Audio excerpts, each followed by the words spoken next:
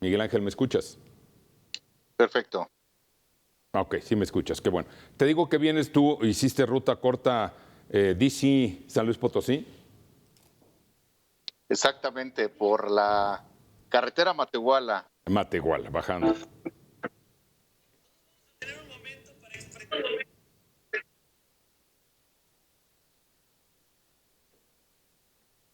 No veo a nadie, ¿eh? No. Vamos a empezar. Estamos en negro, Richard, no te apures.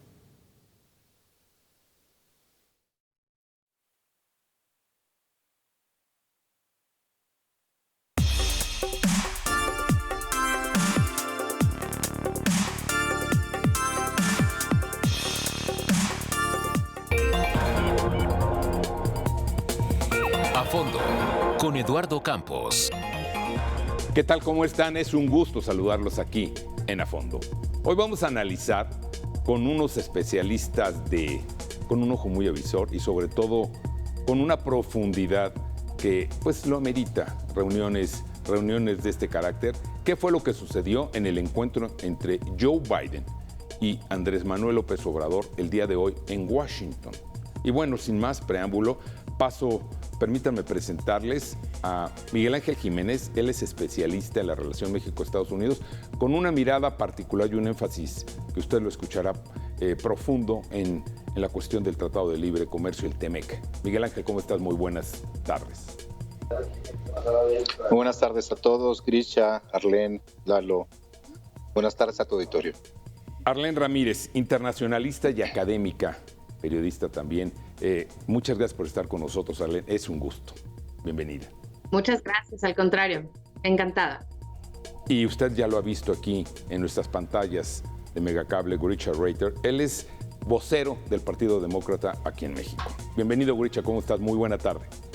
Muy bien, muy buenas tardes, Eduardo, Arlene, Miguel, ¿cómo están? Pues sin más, señores, yo les pregunto y empiezo contigo, Arlene. Una visita sin duda necesaria. Siempre creo que es conveniente que se reúnan los vecinos, platiquen los vecinos, los socios y sobre todo, pues dos líderes, dos mandatarios que tienen tantas cosas en común. ¿Qué te pareció esta reunión así en un primer encuentro, en un primer bote? Me parece que era una reunión necesaria, una reunión para dar certeza de que todo está bien, ¿no? De que no hay un alejamiento, pero además de que la relación bilateral está aparentemente fortalecida. Si bien es una reunión que obedece a una agenda política muy particular, pues es una reunión totalmente atípica en el sentido de los acontecimientos de las últimas semanas y bueno, las declaraciones, lo que hay en el ambiente político, siendo que esta visita, pues a lo mejor sea, como se dice en la política, más forma que fondo. Grisha, ¿tú qué opinas? ¿Qué te pareció este encuentro allá en el Salón Oval, en la oficina Oval? Una expresión en inglés que es el me, ¿no? O sea, como lo dicen los americanos, pues realmente no ocurrió mucho, ¿no? Creo que sí era una reunión necesaria, como dice Arlene, estoy completamente de acuerdo. Creo que después de lo que sucedió con el summit ahí en Los Ángeles, en donde el presidente de México de alguna forma dijo, pues yo no voy, pues porque Nicaragua, porque Venezuela, porque Cuba, yo no voy. Y sí tuvo presencia en México sin duda, pero creo que era necesaria desde la perspectiva de una curita, de bueno, la relación no es que esté ríspida y creo que es necesario mostrar pues que los dos países como parte de este tratado de Norteamérica pues están unidos y entendemos que tenemos ciertos retos en conjunto y demos la imagen de que realmente estamos trabajando. Salió de esta reunión el dicho de que tenemos que trabajar en conjunto, pero realmente más allá de eso pues no salieron muchos resultados, creo que más allá de dar esa imagen, ¿no? Miguel Ángel Jiménez, tú has estado muy cerca del Servicio Exterior Mexicano. ¿Qué debemos interpretar cuando quien recibe el primer encuentro que tiene el presidente mexicano no es con su par, no es con el presidente, sino es con la vicepresidenta? Desayunan y bueno, ya después a la Casa Blanca. Mira, yo creo que pues en términos generales no es de sorprenderse. Estamos hablando en una relación muy asimétrica México-Estados Unidos, en donde sabemos que por la importancia del presidente de los Estados Unidos a nivel global, pues reviste pues una importancia que se le reconoce en términos de lo ocupado de su agenda y más en estos tiempos. La vicepresidencia de los Estados Unidos justamente cubre esencialmente, históricamente, el papel del protocolo, y en este caso yo creo que pues no nos llamemos a sorpresa en términos de que hubiera sido Kamala o que hubiera sido cualquier otra persona del Congreso o algún tipo de protocolo especial. Es importante señalar una cosa muy puntual, que no ha existido una relación privilegiada, digamos, en las visitas de México a Estados Unidos, del presidente de México a Estados Unidos. No han sido visitas de Estado. Cuando es una visita de Estado, reviste una importancia mayor, se involucran a los demás poderes, esencialmente al legislativo, a los comités que tienen que ver con la relación con México, el Comité Migratorio de la Cámara Baja, el Comité de Inversiones de la Cámara Alta, las relaciones con inclusive jueces y otras personalidades del Poder Judicial, típicamente con empresarios que tienen intereses en México. Esto no ha sucedido y yo lo acotaría a una reunión de trabajo en donde pues realmente había que enviar mensajes importantes, particularmente a partir de la ausencia de México en la cumbre que se llevó a cabo hace unas semanas en Los Ángeles, y que yo creo que fue perfectamente calculada. Esa es una hipótesis, no tengo ninguna información de primera mano al respecto, que fue perfectamente planeada por el comité político que asesora al presidente de los Estados Unidos, en el cual hubo la presencia del presidente de México un par de días, estando libre en California, haciendo agenda política. El presidente de México es un animal político, seguramente hubiera hecho eventos en Los Ángeles, en el este de Los Ángeles, con la comunidad migrante, en la avenida César Chávez, en fin, hubiera hecho cosas que en este año, a unos meses de la elección intermedia en los Estados Unidos, hubiera generado por lo menos variables que no quieren mover en este momento. A mí me parece que la ausencia fue pactada y que como parte del pacto se comprometió una reunión que es la de trabajo, que fue para cumplir y para mandar el mensaje que business as usual con Estados Unidos. I know, thank you so much. Arlene, ¿qué es lo que sucede? Como tú mencionabas hace un momento, que la forma es fondo en este tipo de reuniones, sin duda. Y Miguel Ángel mencionaba, por ejemplo, la presencia, la ausencia directamente del presidente mexicano, pero sobre todo el haber puesto las condiciones y tratar de imponer una agenda en aquella ocasión, y en general tratar del presidente mexicano pues defender los intereses nacionales, pero se encuentra también un Joe Biden que quiere defender los suyos. Pero aquí sucede que las cuestiones migratorias, las cuestiones de fondo, pues parece ser que no han sido del todo resueltas, y vemos que es una situación creciente. Estas olas migratorias no se detienen. ¿Qué opinión te merece esta situación de la forma y el fondo, y sobre todo los temas que no se trataron, Arlene? Yo creo que habla mucho de la prioridad que tiene y la forma en la que el gobierno de México está atendiendo la agenda migratoria. Definitivamente preocupa mucho la situación de los migrantes, sobre todo en el marco de este programa que nos hacía el tercer país de retorno, ¿no? O este tercer país más seguro. En el marco de todo esto y de los cambios que la misma agenda política está dictando para el presidente Biden, ¿no? Con una antesala de elecciones intermedias, el tema migratorio siempre preocupa, pero además es una fibra sumamente sensible que puede calibrar de cierta forma la elección. Y en este caso creo que lo que vimos, por ejemplo, con el tráiler, tiene tantas aristas e involucra tantas omisiones del lado mexicano, ¿no? Que expone no solamente una retórica que hacia afuera da la apariencia y la opinión de que, bueno, nos preocupan mucho los migrantes, cuando sabemos que en realidad el tema humanitario de los migrantes centroamericanos que cruzan a través de nuestro país buscando el sueño americano, pues es cada vez más delicado. El hecho de que no salga de esta reunión con un acuerdo, con tarea, con alguna práctica, pues no nos sorprende. Sin embargo, preocupa el hecho de que en esta reunión, que como decimos, no es para la foto, para dar esta sensación paliativa de que la reunión está bien y que es como siempre, pues en realidad los temas de fondo se siguen quedando sobre la mesa. Lo preocupante es que conforme avanza la agenda política de México y la agenda política de los Estados Unidos, uno de ejes más importantes de la agenda bilateral entre México y Estados Unidos desde 1896 ha sido la migración. En ese momento, cuando llega formalmente el primer embajador de los Estados Unidos a México, la migración y el flujo de migrantes, de capitales y de bienes y servicios hacia y desde los Estados Unidos es la piedra angular de la relación bilateral. Y en todo este tiempo hemos visto, ¿no?, altas y bajas en la relación bilateral. Sin embargo, el poder de influencia de los Estados Unidos sobre la agenda política mexicana, pues siempre había dictado un ritmo, ¿no?, bastante importante. Hoy vemos una disrupción importante, porque a pesar de que la ausencia del presidente López Obrador haya sido pactada o no, la realidad es que se está mirando hacia un eje, ¿no?, entre comillas, progresista, de nuevas izquierdas y de nuevos populismos en América Latina, que genera este distanciamiento y una relación evidentemente tirante, sobre todo en temas migratorios. Grisha, hoy en la mañana, revisando los periódicos estadounidenses, ¿veías por ahí perdida alguna nota en el New York Times en primera plana de la visita? No estaba. La visita no estaba en la agenda mediática de los Estados Unidos. Sin embargo, sí con una atención particular en el viaje de que emprenden unas horas más el presidente Biden a Medio Oriente, y sobre todo se anuncia que se va a reanudar la relación con Arabia Saudita.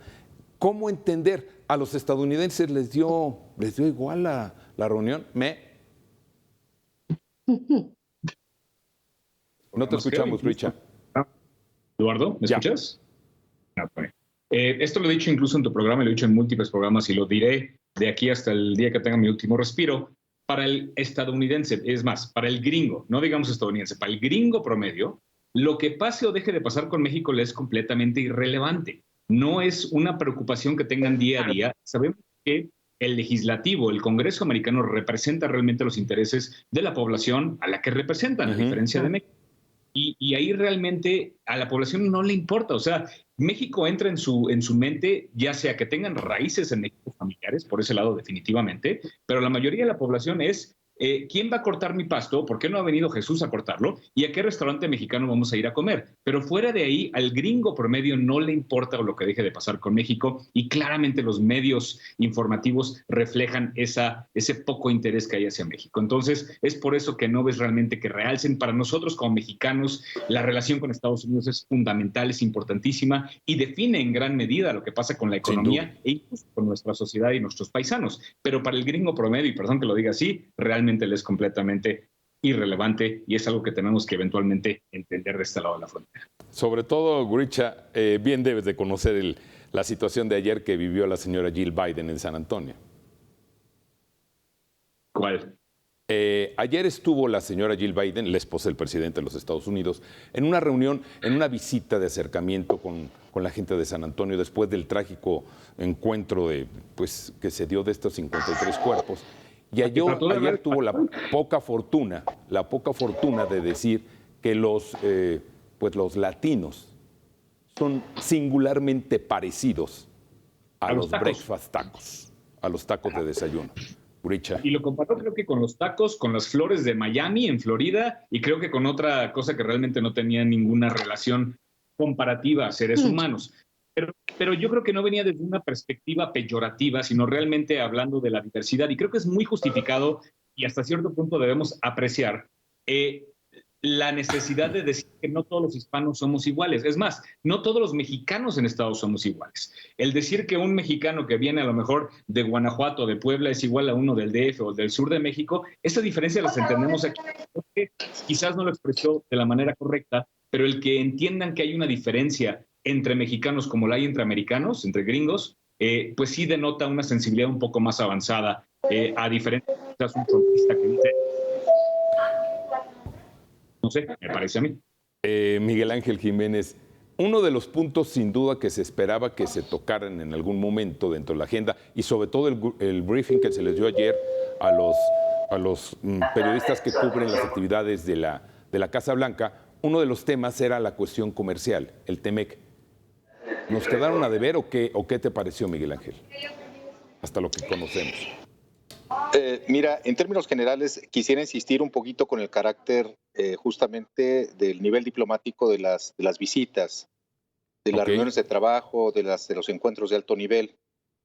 Normalmente cuando hay un encuentro entre países europeos o de países no parlamentarios, presidencialistas como el mexicano, con países parlamentarios, realmente hay una agenda de trabajo porque allá suceden las cosas prácticamente de manera inmediata.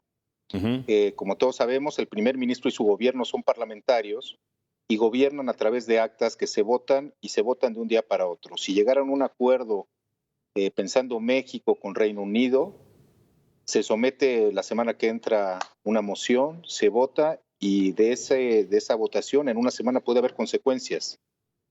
El sistema presidencial, como todos sabemos, es mucho menos flexible, es mucho más predecible y los procesos de accionar de política pública tardan mucho tiempo, especialmente pensando en las competencias. La soberanía de la política migratoria en un 90% pues es del Congreso de los Estados Unidos, de la Cámara de los congresistas en Estados Unidos. Ellos definen la política migratoria y tienen cuotas que se aprueban en noviembre de cada año y que se aplican al año siguiente si hay alguna modificación.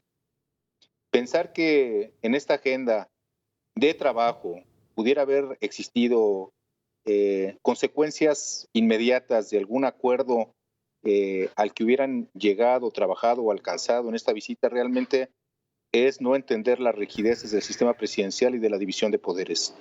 En este sentido, de igual manera, el tema comercial es un tema que se trata en las instancias correspondientes. Efectivamente, hay un área responsable del seguimiento por parte de la jefa del comercio en los Estados Unidos y que no se puede pensar que haya acciones inmediatas que no sean producto de un panel de disputas o que haya una solicitud de modificación a los términos del Tratado de Libre Comercio o que haya un señalamiento directamente de alguno de los países sobre prácticas desleales en materia de comercio internacional y que eventualmente fueran materia de una queja muy, muy precisa.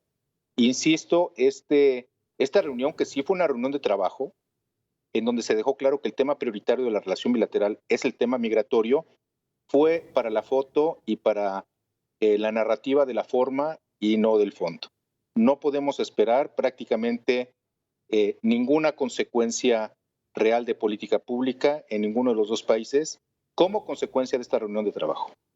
Arlene, gracias Miguel Ángel. Arlene, sin embargo, pues hoy el presidente mexicano fue a pedir más visas de trabajo para los centroamericanos, para los mexicanos, incluso para los centroamericanos.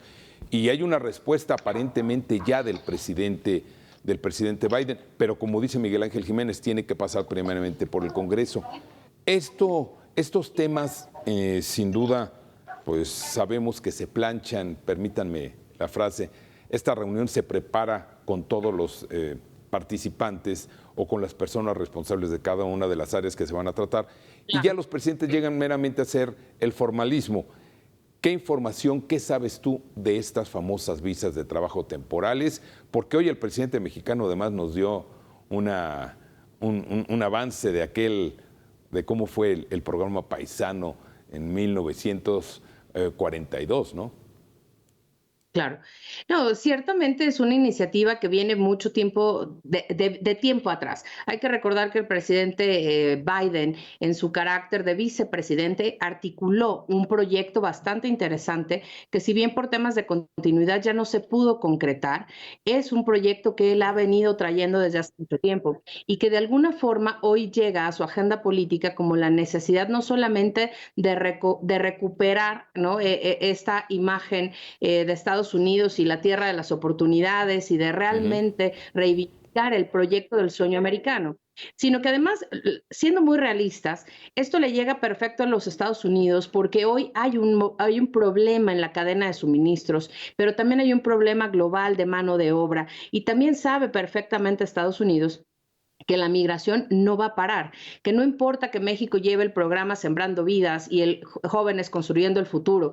Este problema migratorio tan exacerbado que estamos viendo tiene raíces climáticas y tiene raíces profundas en estos temas, donde las poblaciones, por ejemplo, expulsoras de migrantes del Triángulo Norte, pues están prácticamente secas de agua, ya no tienen forma de producir y saben perfectamente que todo esto se va a desplazar, se va a exponenciar y que en unos próximos 5 años esto será un problema no solamente de flujo migratorio, sino un problema de salud pública, de educación, de empleabilidad. Entonces, lo que está permitiendo el dejar la puerta abierta a esta posibilidad implica no solamente que la gente pueda albergar la esperanza. Bueno, sabemos que estos cambios migratorios no implican que todo el mundo se va a quedar.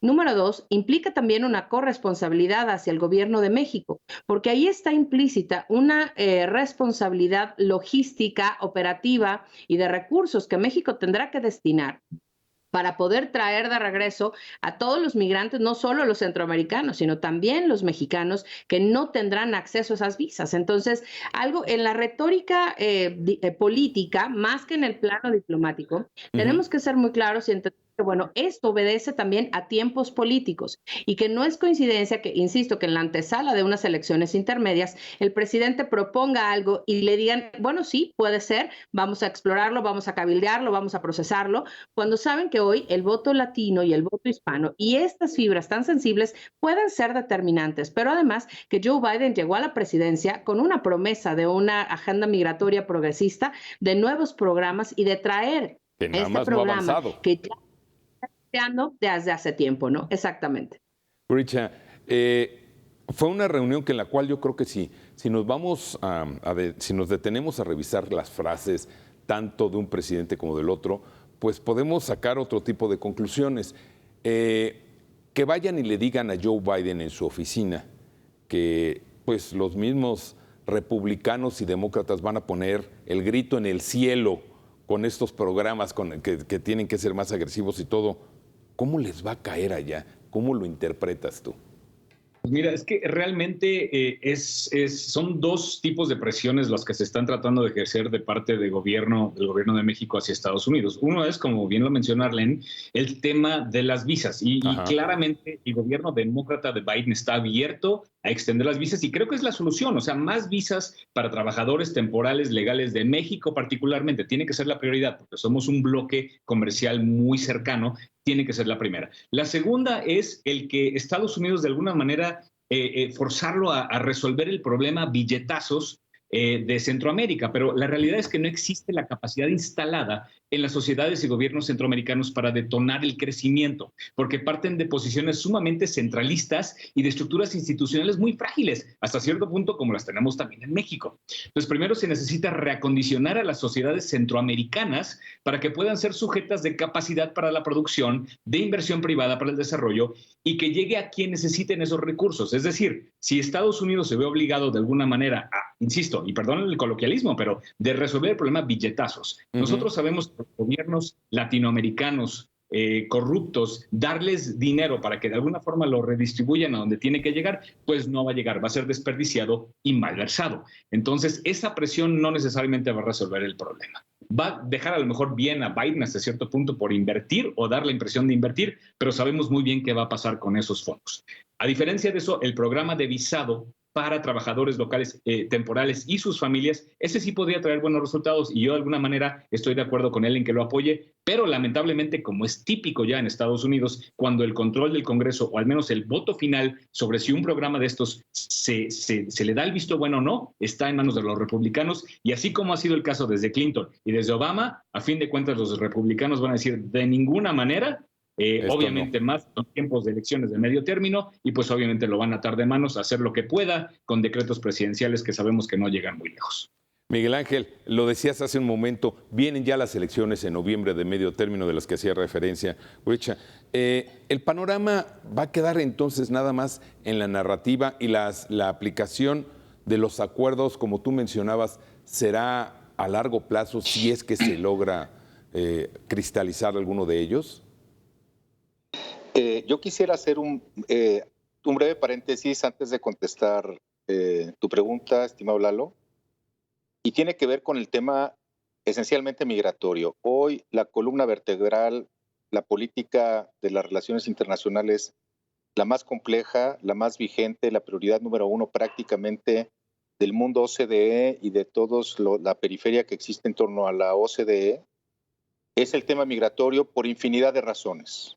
Y esto viene siendo las últimas 2 décadas por lo menos, ya con mucha vigencia, con mucha energía. Esencialmente, digo, a reserva de que podamos ponerle las aristas que sean convenientes para el análisis, producto de la desigualdad profunda que ha generado el modelo económico global, en términos generales. En regiones y bloques, esto había sido relativamente bien manejado y se había encontrado con circunstancias excepcionales. El caso de la primavera árabe que afectó de manera importante los flujos migratorios a Europa, el tema de los países latinoamericanos con estados fallidos, especialmente Centroamérica y Sudamérica. Ujú. Pero muy recientemente hay dos factores que han venido a introducir un factor disruptivo que acabó con una buena parte de toda la posible estrategia, siempre limitada, pero en algunas ocasiones acertada, de poder encauzar de la manera institucional los flujos migratorios. El mundo es dinámico, la humanidad es dinámica, los flujos migratorios obedecen a muchos factores, primordialmente el económico, y esto no se puede parar simplemente por la decisión de algunos políticos, por los miedos, por la xenofobia, por las malas razones. La realidad es que en los últimos años se combinaron dos factores muy complejos a la ya compleja situación y las causas estructurales del problema migratorio. Se sumaron problemas bélicos, se sumaron problemas de cambio climático y se sumaron problemas de desastres naturales. Estas tres variables, que son variables completamente contingentes, impusieron presiones que prácticamente desdibujaron las pocas políticas acertadas que estaban llevando a cabo regiones o países en el entorno migratorio.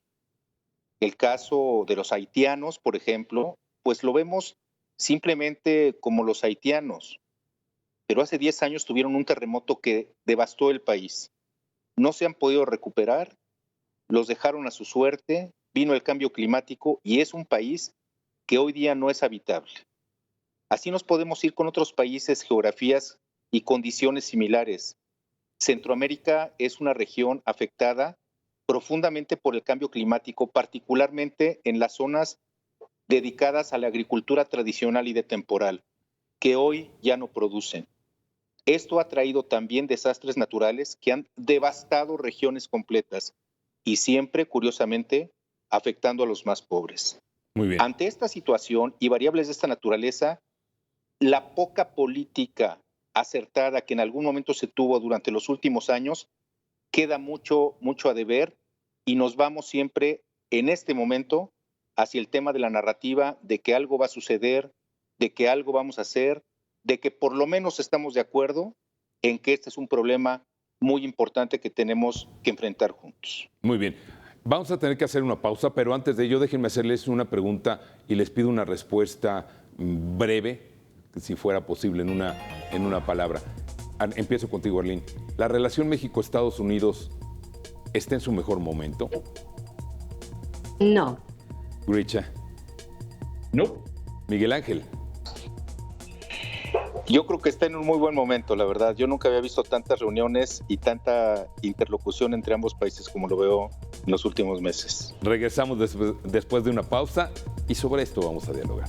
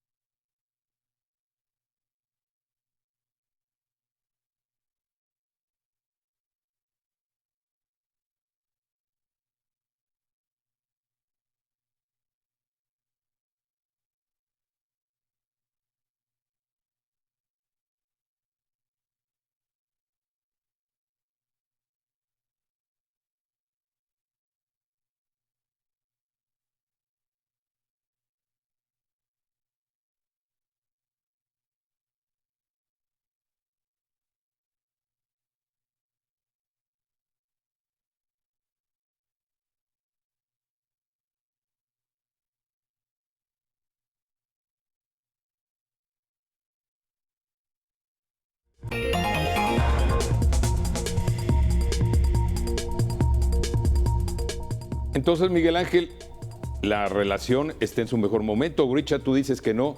Arlene, tú dices que no. La palabra es de ustedes, señores. ¿Por qué sí y por qué no, Grisha? ¿Y por qué sí y no, Miguel Ángel? La pregunta fue si estaba en su mejor momento. Eso implica que tengamos un poco de conocimiento histórico, de saber las cercanías, aproximaciones y lejanías que han tenido los dos gobiernos.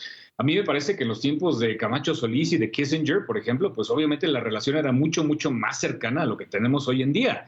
Las conversaciones, la sola negociación del Tratado de Libre Comercio original, pues representó una cercanía y una visión en la misma dirección de los tres países involucrados, mucho más cercana, en donde a diferencia de eso hoy en día, pues claramente uno de esos tres países está virando su vista hacia países que son autócratas, que son dictadores, que secuestran a sus ciudadanos y con los que estamos más alineados de alguna manera que con la visión democrática de los Estados Unidos. Entonces, claramente no es el mejor momento. No estoy diciendo que sea tampoco el peor, pero insisto, la pregunta fue si estaba en su mejor momento y mi respuesta sigue siendo de ninguna manera.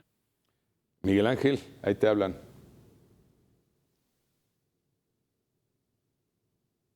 No te escuchamos, Miguel Ángel. ¿Podrías ponernos micrófono abierto, por favor? Mil disculpas, gracias. Yo no recuerdo un momento en la historia contemporánea de México en donde hubiera una relación tan estrecha, tan intensa, una vigencia y una permanencia tan importante de los asuntos de la relación bilateral, comercio, migración, seguridad, en fin, una serie de temas que hoy forman parte de una agenda pública, no solamente del gobierno, que antes a mí me parece que no existía.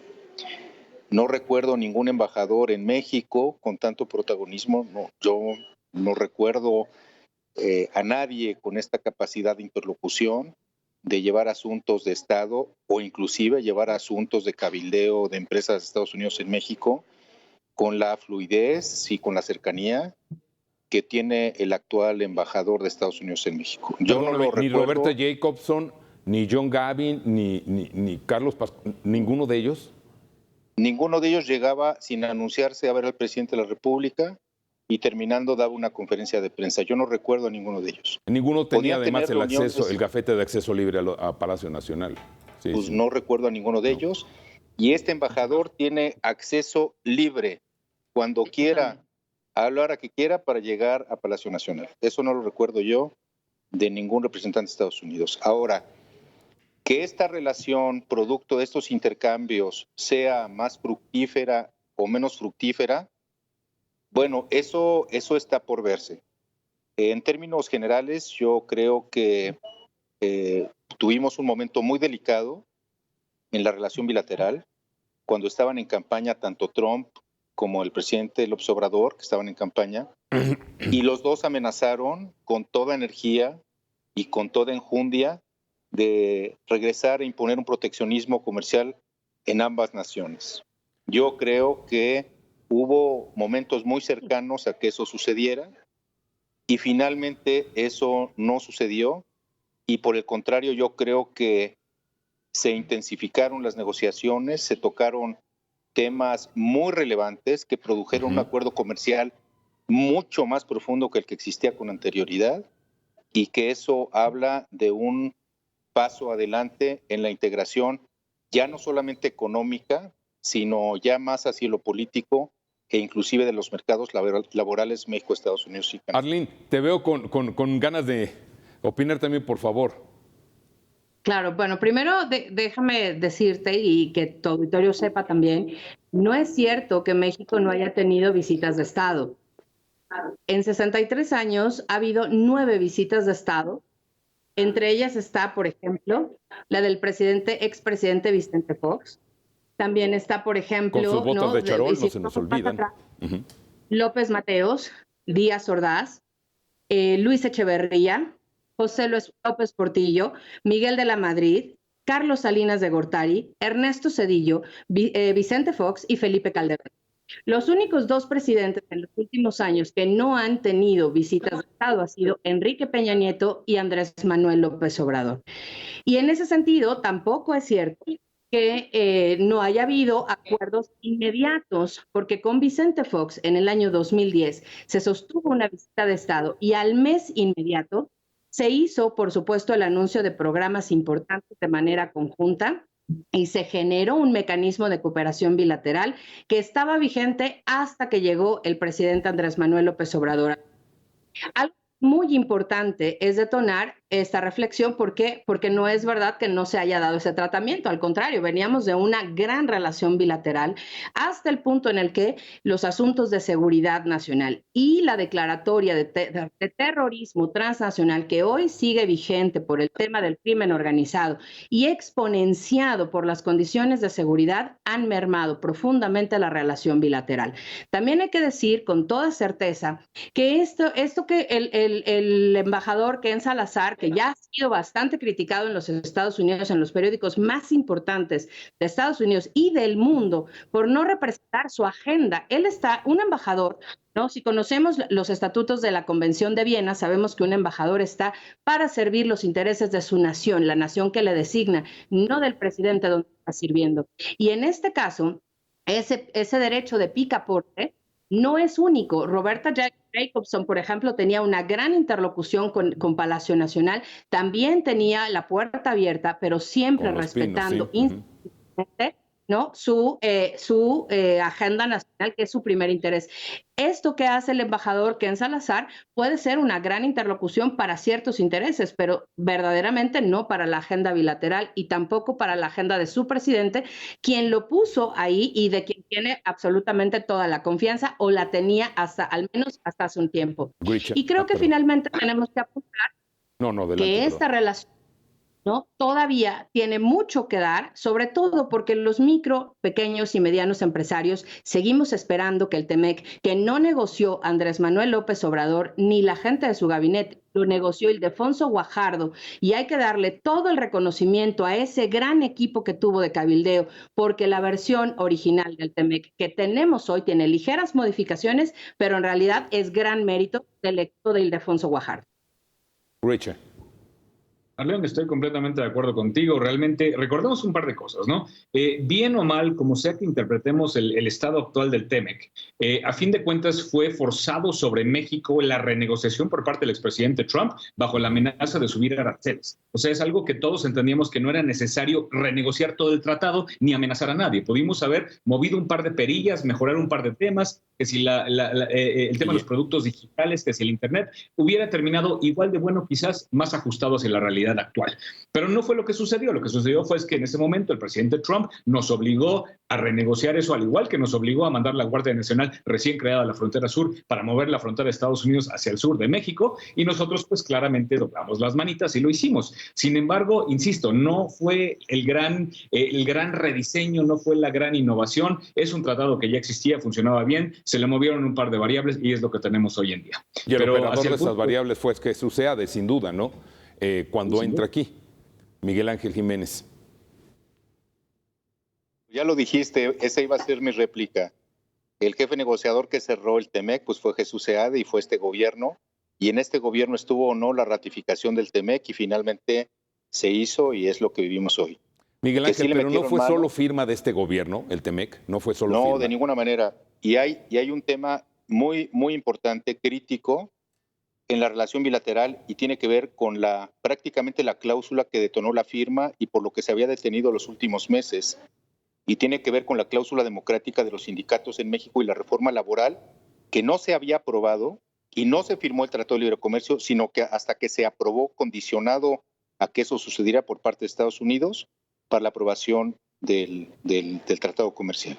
Se aprobó una reforma laboral de gran calado, que justamente ha sido motivo en los últimos meses de un activismo político de congresistas asociados a las grandes uniones sindicales de los Estados Unidos y vinculado a ciertos sectores estratégicos de relación comercial, como es el sector automotriz.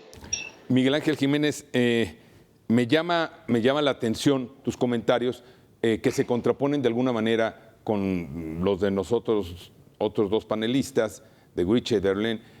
Pero la pregunta va en el sentido de que entonces tú estás, Miguel Ángel Jiménez, estás de acuerdo con la política exterior comercial y sobre todo en torno al Tratado de Libre Comercio que ha seguido este gobierno? ¿Es realmente el responsable este gobierno de la política exterior que se está siguiendo, sobre todo en lo que se refiere al Tratado de Libre Comercio? Pues realmente ahí son como dos preguntas, ¿no? La política exterior que va más allá de los tratados comerciales. De hecho, los tratados comerciales son responsabilidad institucional de la Secretaría de Comercio y de el seguimiento por parte del Senado mexicano y los paneles en Estados Unidos. Y luego la política exterior. La política exterior pues, puede ser regional o puede ser global, multilateral o bilateral. Yo sí creo que hay una distinción importante. México ha retomado una narrativa importantísima en materia de política exterior respecto de su liderazgo que había abandonado prácticamente desde la firma del Tratado de Libre Comercio, en donde hubo un cambio de geopolítica para mirar hacia el norte y dejar de mirar hacia el sur. Y este gobierno especialmente ha puesto una nota de énfasis hacia rescatar la relación y el liderazgo político y económico en la región latinoamericana. Yo sí creo que hay un acento, podemos o no estar de acuerdo, yo creo que es importante señalarlo, y yo creo que en términos de la política comercial, que tiene un matiz importante, desde luego, de política exterior, pero repito, no le corresponde al canciller la materia de comercio exterior, sí coadyuvan y son partes de lo que se llama la nueva diplomacia internacional, en donde el comercio, la seguridad, la diplomacia y la promoción turística son las cuatro patas de esta mesa, de esta nueva diplomacia internacional.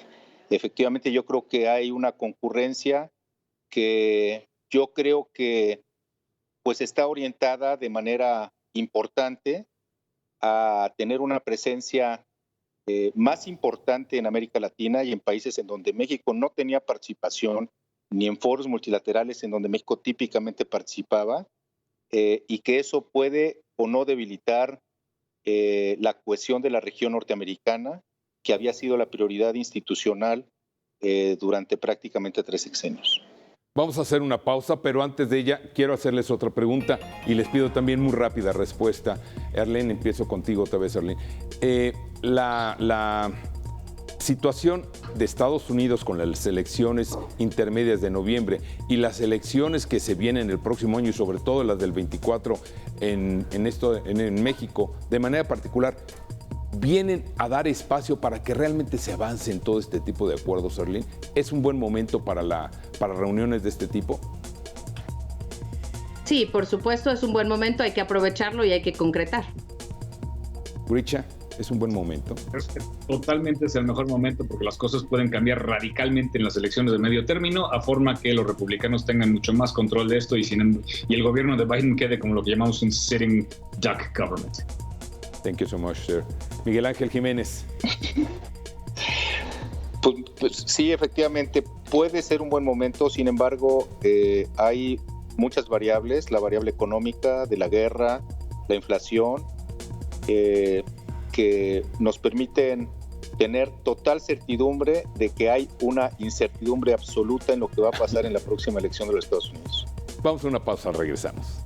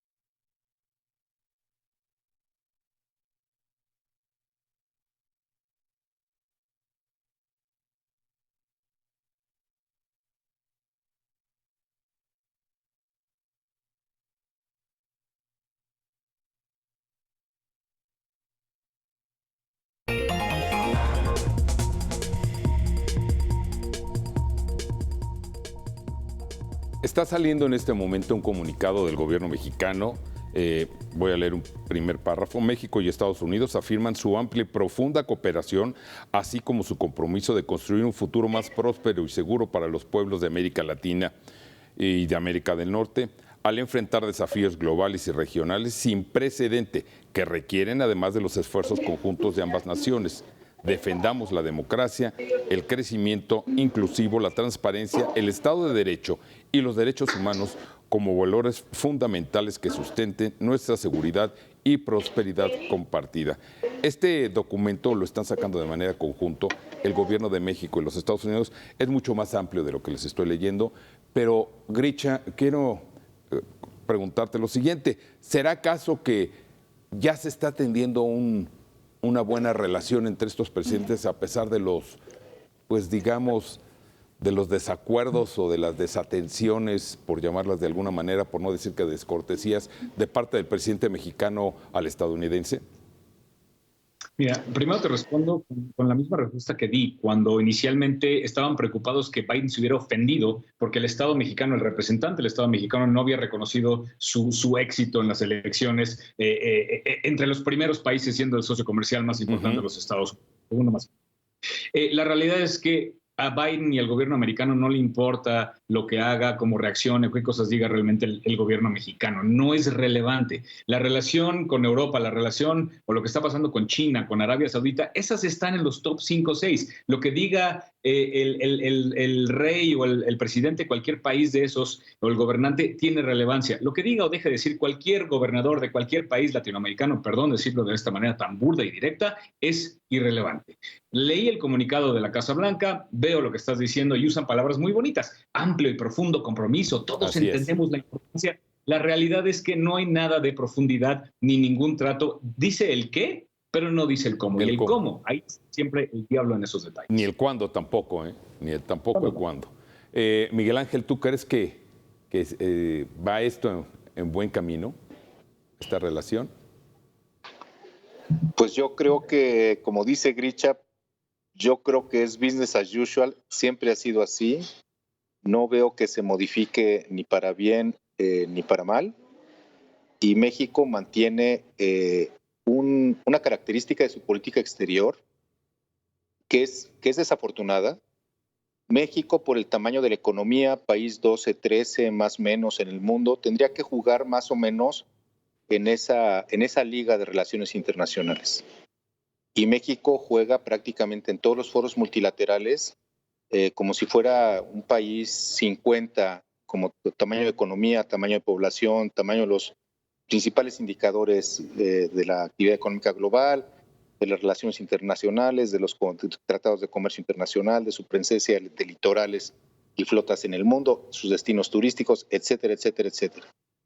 México se comporta en las relaciones internacionales como si fuera de segunda o de tercera división. Y eso no es excluyente de la relación tan importante que tenemos, que es la más importante de México, con los Estados Unidos. Si bien es cierto, tenemos 50 consulados y es la red consular más grande de un país exterior en los Estados Unidos y la importancia brutal de las relaciones que todos conocemos, México no alcanza a pintar, yo no diría, Grisha fue muy generoso diciendo que los primeros 5 o 6 no le tocan a México. Yo creo que las prioridades 10 o hasta 15 están por encima de México. México no representa ningún reto sobresaliente o algún asunto adicional o coyuntural que no esté contemplado ya en una relación inercial que puede tener sus matices, que puede tener sus altas, sus bajas, sus mejores, sus peores, y que en estas condiciones de presión económica, de inflación, de restricciones monetarias en los Estados Unidos y de los problemas que tenemos respecto de la falta de crecimiento económico, sí se puede convertir en un problema doméstico, nada más por las condiciones que ya hemos comentado y por el tema migratorio. Pero eso es un matiz más en esta larga historia de 200 años de relación bilateral México-Estados Unidos y que pues concluyo con lo mismo que inicié. Realmente México-Estados Unidos, business as usual. Ok, sir. Arlene, Entonces, la relación se está quedando en una buena narrativa, no necesariamente en unos buenos resultados. Claro, yo creo que este comunicado cumple con la función de la misma reunión, ¿no? La foto, la retórica, el dar la certeza ante una especulación creciente, ante una incertidumbre que de varios lados y con varias aristas, pues no convienen a la agenda política del presidente Joe Biden en este momento. La realidad, como yo lo veo, es que mandaron llamar al presidente de México para poner sobre la mesa, ¿no?, unas condiciones que den certidumbre de que la relación con México está estable y que de alguna forma el acuerdo comercial y la región, porque además el comunicado habla de la región, México, Estados Unidos y Canadá. Entonces, en ese sentido, tenemos que ser muy claros que, bueno, a México, como dice Cris y como dice Miguel Ángel, pues no lo ven como la piedra angular ellos. Para nosotros, por supuesto, es el constructo de toda nuestra política pública y de la agenda nacional. Sin embargo, creo que esto también tiene unas líneas bastante interesantes y es justamente el poder hablar sumamente por encima, no someramente, sobre temas importantes y que la agenda, que la opinión pública sabía que estaban en la mesa y a los cuales, por supuesto, pues no se le va a dar atención ni seguimiento. Creo que uno de los retos más grandes de este momento es que la política exterior de México ciertamente avanza, ¿no?, por inercia hacia esto que hoy en el mundo es la política exterior comercial y económica, pero en realidad pues no tenemos esa interacción, ¿no?, real y contundente hacia los Estados Unidos o hacia otras partes del mundo. Y creo que México pues se ha quedado corto en materia de desarrollo económico a partir de las relaciones comerciales internacionales. Nos vamos a tener que ir, pero no antes que vamos a dejar de lado que nos den una conclusión muy rápida, 30 segundos, por favor, de qué de esta reunión y sobre todo qué podemos esperar a partir de este encuentro. Empiezo contigo, Miguel Ángel Jiménez, por favor. Yo creo que a partir de este encuentro se va a generar eventualmente alguna retórica en favor del Partido Demócrata, de la amistad de México con Estados Unidos, de la buena entrada que tienen los presidentes, y lo van a usar como una narrativa hacia las elecciones. Yo soy escéptico de que esta reunión en particular sea algún parteaguas o punto de inflexión en alguna materia de la amplísima relación bilateral y de política pública de ambos países, y que sí seguramente será la conclusión de un periodo de reuniones de alto nivel que han existido de manera muy intensa, dicho sea de paso, en este gobierno, con el gobierno de Estados Unidos, y que seguramente irán cerrando temas, los temas que ya comentamos, que ha comentado Arlet, que ha comentado Grisha, que tienen que ver con el tema de la Guardia Nacional, de los flujos migratorios, producto de lo que ya hemos comentado, e ir cerrando en los temas sensibles que tienen que ver justamente con los temas de libre comercio, el tema laboral en México y el tema energético. Sin duda estarán cerrando algunos temas y harán algún tipo de anuncio posterior a esto, pero nada, insisto, que tenga algún efecto como punto de inflexión hacia algún lado, producto de la gran inercia que tenemos de la relación bilateral por 200 años. Los 30 segundos no te fueron suficientes, gracias, Miguel Ángel. Grisha, es que nos tenemos que ir. Grisha, ¿qué viene después de esta reunión? Yo voy a ser bien honesto, no creo que haya ninguna narrativa o retórica que usen los demócratas en favor de sus elecciones. ¿Por qué? Porque así como nosotros no sabemos el nombre del primer ministro de Belice, la mayoría de los gringos no saben cómo se llama el presidente de Estados Unidos y les es irrelevante cómo esté la relación con México. Lo que quieren saber es cómo va el presidente y el gobierno de Biden a detener la migración ilegal o indocumentada, y hasta ahí es donde llega el interés de la mayoría de los gringos. Esa es mi opinión. Gracias. Arlene Ramírez Uresti, ¿qué viene después de esta reunión?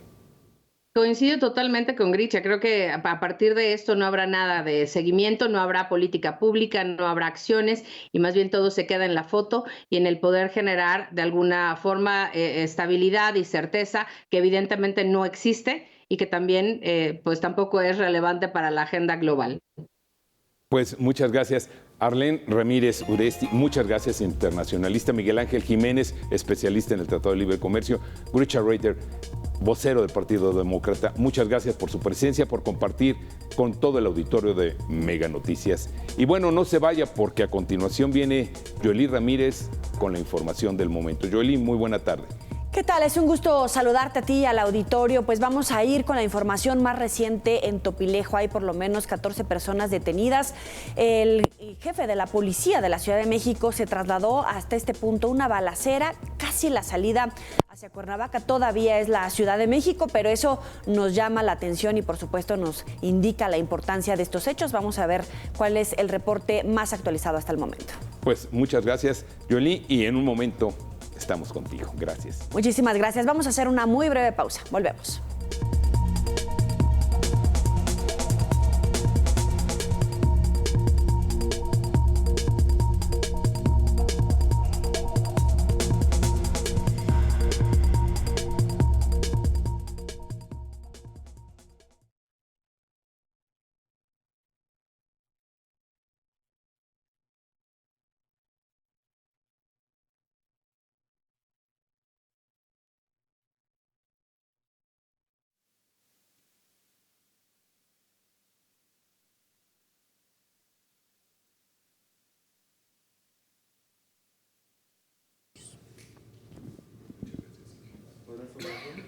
Abajo la echas.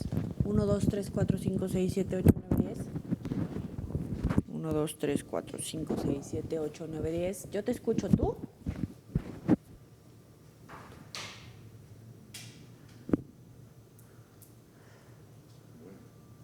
Vale. Oye, los memes han estado con todo de la reunión. Sí, sí es Loto. No los he visto, fíjate.